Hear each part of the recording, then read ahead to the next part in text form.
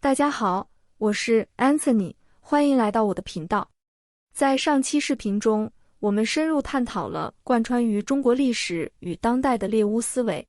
我们可以发现，无论是文革时期的政治批斗，还是今天网络上的民族主义狂热，其底层都共享着一种古老的巫术逻辑。它预设了一个被动、纯洁、极易被污染的自我，以及一个充满敌意和邪恶力量的外部世界。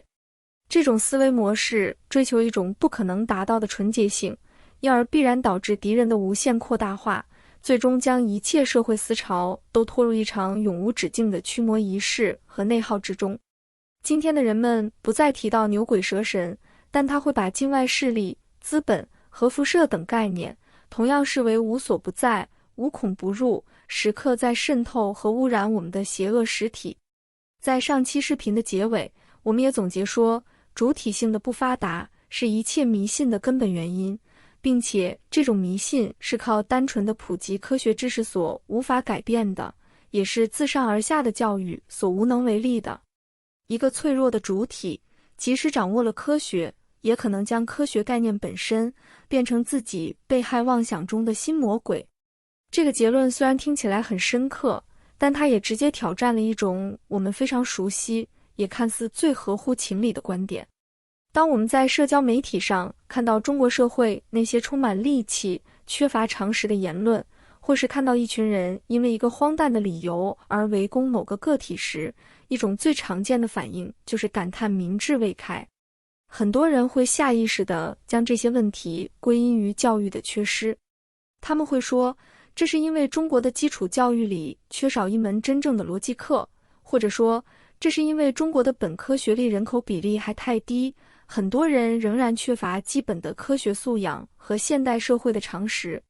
然而，这种观点背后其实隐藏着一个乐观和单纯的信念，即愚昧仅仅是知识的匮乏，非理性的狂热可以通过知识的普及和思想改造来治愈。它的潜台词是，只要耐心等待，在课堂上普及更多的逻辑学、科学或者现代社会的常识，或者等到越来越多人提高学历，一切问题就自然会迎刃而解。那今天这期视频，我们就来详细聊一聊，一个看似掌握了现代知识的个体，为何在集体狂热中会丧失自己的判断？为什么单纯的普及知识，并不是主体性的根本保证？我会把这期视频放在心理与教育这个列表内，如果你有任何想找我探讨和咨询的话题，都可以联系我的邮箱预约。其实，我们说迷信的根本原因在于主体性的不发达，而非单纯的缺少科学知识。这在古今中外的历史里都有大量的例证。比如大跃进和文革可以视为两场声势浩大的现代迷信活动。在大跃进时期，全国到处都充斥着破除迷信、解放思想、人定胜天等等口号，看起来充满了现代、理性和科学的色彩。然而在实践上却朝着比中国古代还要更加倒退的方向发展。人们不再相信土地有其自身的客观规律，而是相信革命意志可以直接命令自然，是与自然融为一体的。于是亩产万斤的口号响彻云霄。为了证实这个神话，人们把几十亩地的稻子连根拔起，密密麻麻地插到1亩地里，拍照登报，向上级献礼。这块被革命热情祝福过的样板田，很快就会因为不透风、不透光而腐烂死掉。但这并不重要，重要的是，通过这个仪式，人们向领袖证明了自己的忠诚和革命激情，以及这种激情是如何具有改天换地的魔力的。然而，这与中国古代官员为了讨好皇帝而争先祥瑞的行为并无太大区别。再比如1956年的打麻雀运动，它的逻辑看似非常科学，麻雀吃粮食是有害的，所以消灭麻雀，粮食就会增产。这是一个简单的线性的因果链条。然而，这种思维完全无视了生态系统的复杂性，无视了麻雀同样会吃害虫这个事实。他把麻雀定义为了一个纯粹的害虫和敌人，然后用一场全民动员的人民战争来对其进行大扫除。这本质上是一种驱邪仪式，旨在消灭一个被认定的魔鬼，让人民保持在一种和魔鬼战斗的状态。比如当时有一个著名的歌谣是这样说的：老鼠奸，麻雀坏，苍蝇蚊子向右派，吸人血，招病害，偷人幸福搞破坏。只是打麻雀运动没有考虑到麻雀不仅吃粮食，而且也吃害虫，大量消灭麻雀导致害虫没有了天敌，并间接导致了来年的粮食欠收和大饥荒。值得一说的是，当时钱学森、华罗庚以及作家巴金等人也积极参与了打麻雀运动。人民日报也曾报道，中国科学院有2000多个科学家和工作人员参加了打麻雀战斗。可以说，当时全国涌现的各种违背常识的先进经验，有不少都来自于各大高校和科研院所。而将猎巫思维推向极致的文革，则更是与中国的高等院校脱不开干系。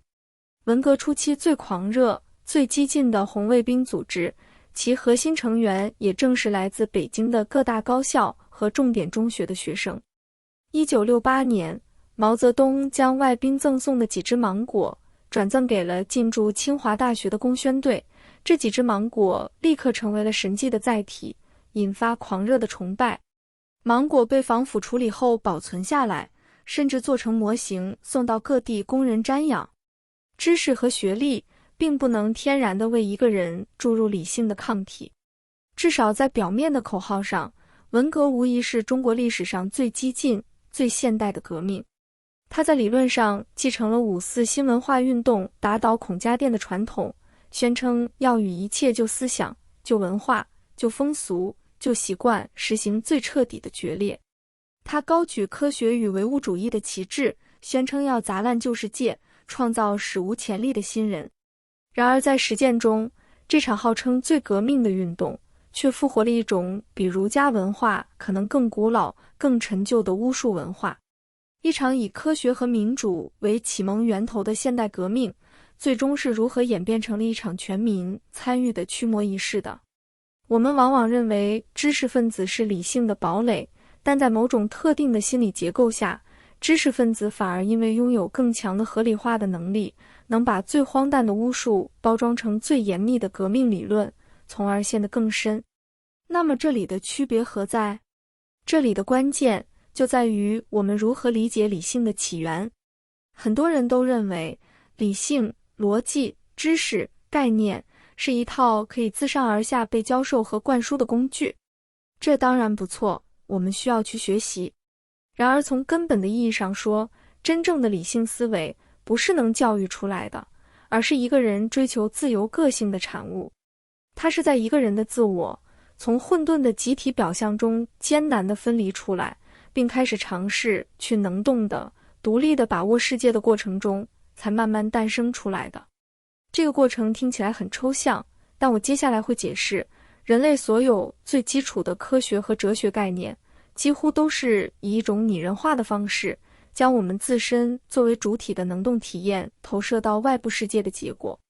即使是我们对一个客观的因果规律的总结，里面也蕴藏着我们的能动体验。比如，假如我们彻底悬置了自己的体验，我们看到的外部世界将只是一连串的事件流。我们看到闪电亮起，然后听到雷声，再然后看到大树倒下。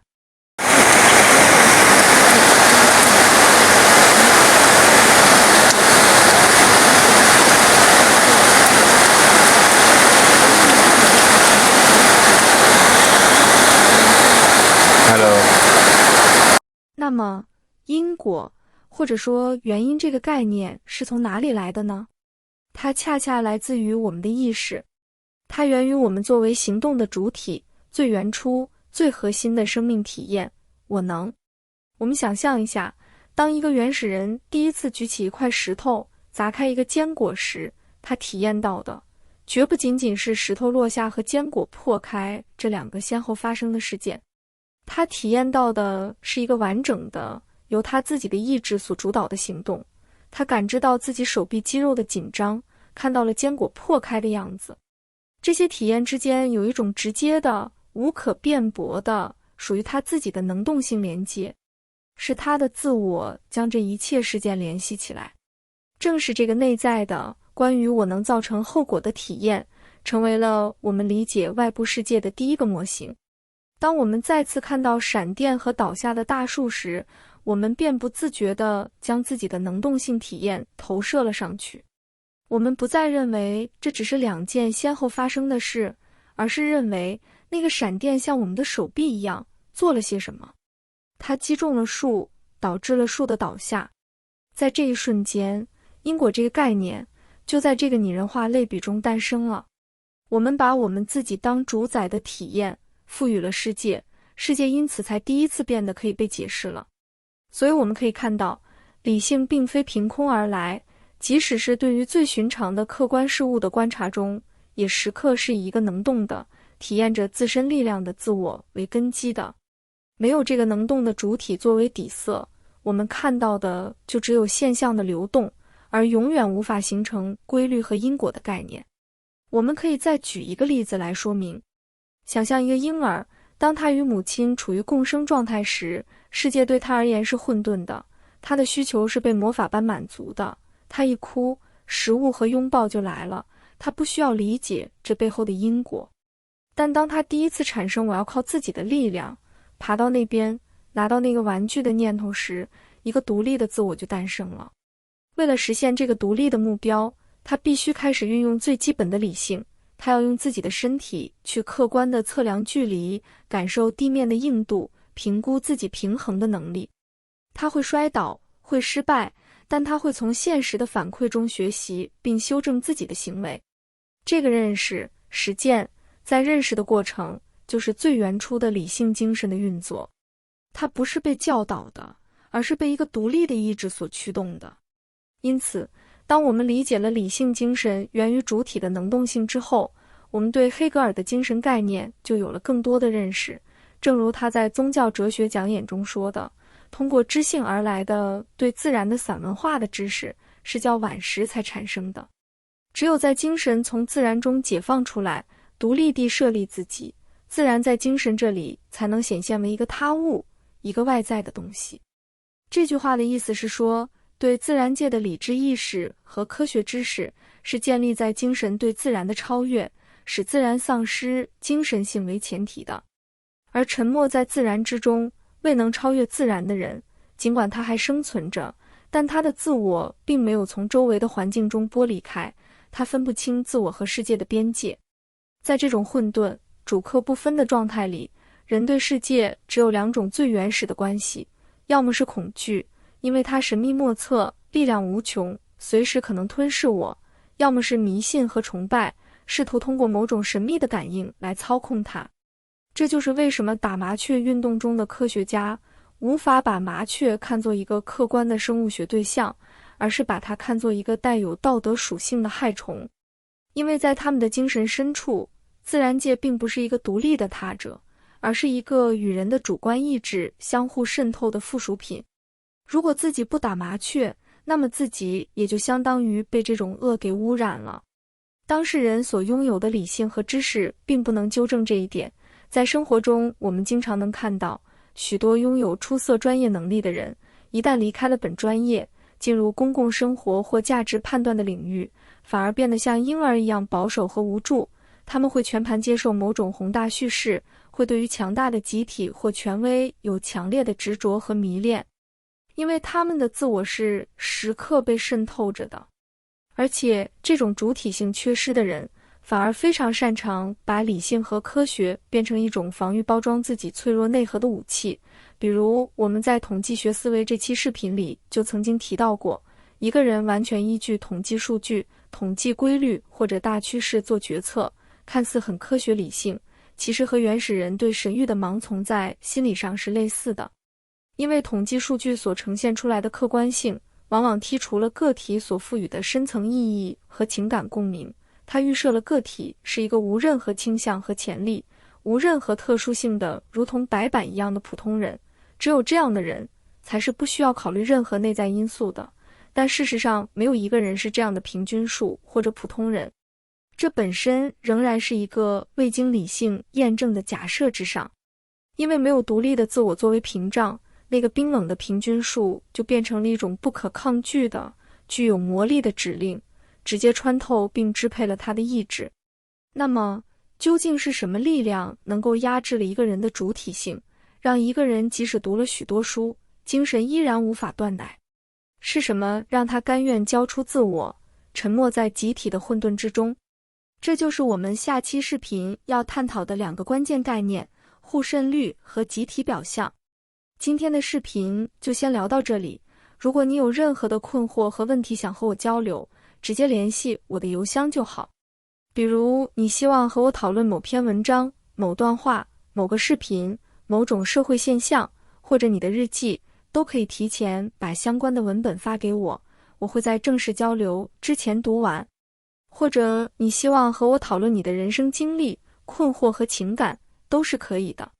如果你对隐私性、安全性、付款和通讯方式有任何疑问，也请及时告诉我。